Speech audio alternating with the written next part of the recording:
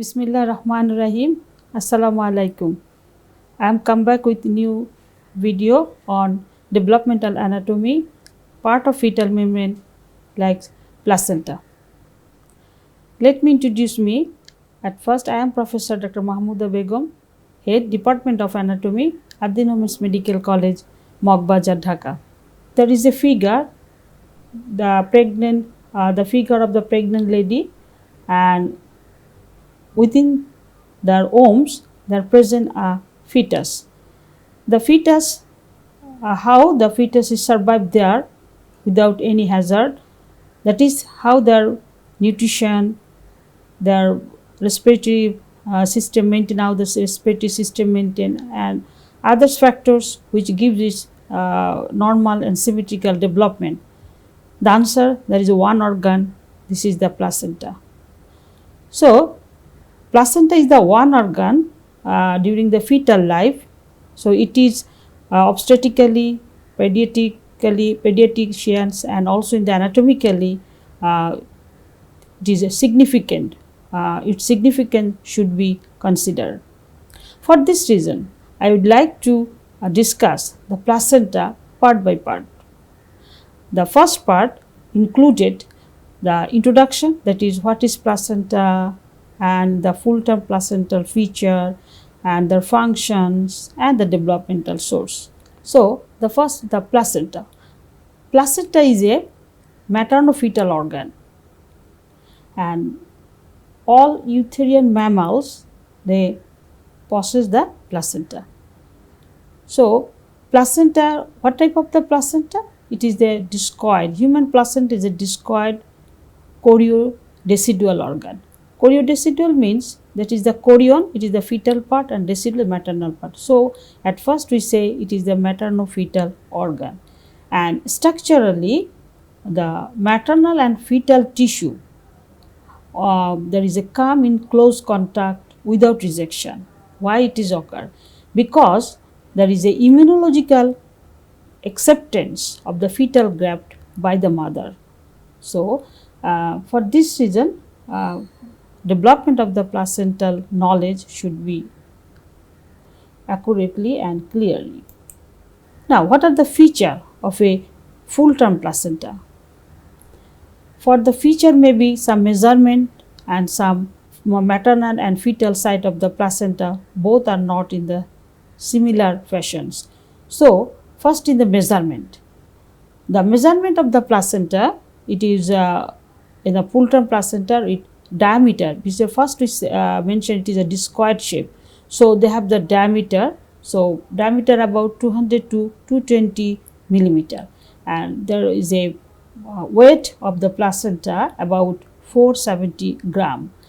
So now the thickness, mean thickness about 25 millimeter, and the villus system is very important because exchange the exchange occurs through the villus surface. So total villus surface about 12 to 14 square meter, and this surface providing extensive and intimate interface for maternofetal exchange. And also the uteroplacental circulation, how many blood is flow, that's about the 600 ml of maternal blood per unit. Again, there is a important information, there are no lymph vessels in the placenta, and also there is no aggregates of the lymphoid cell. Now, what are the features on the maternal side and the fetal side? After birth, if the placenta is viewed from the maternal side, this is showing some irregular bulging area. This is known as the cotyledons. How many cotyledons present? About 15 to 20 cotyledons are present. These are formed by a septa, decidual septa, but that is group form this bulging area.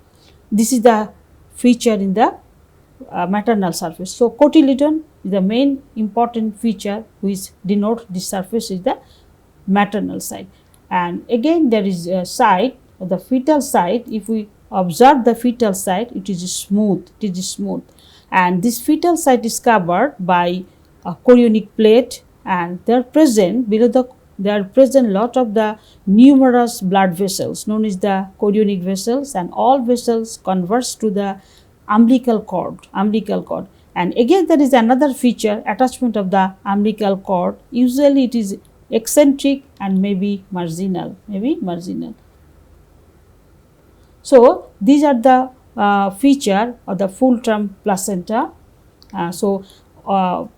This feature must observe after birth, because systematical evaluation and also carefully description of the placenta after birth have been recommended for correlation with later neonatal neurodevelopmental outcomes. So it is very important. So after birth, the placenta should observe that there may be any anomalies or abnormalities is present.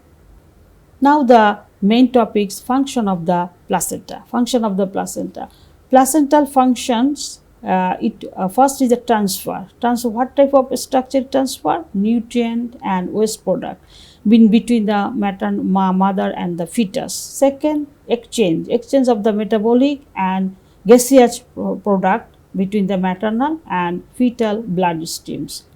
Now it also acts as a functional endocrine functions, so produce some hormone, and also it gives protection of the fetus by the formation of the placental barrier, and also immunological function.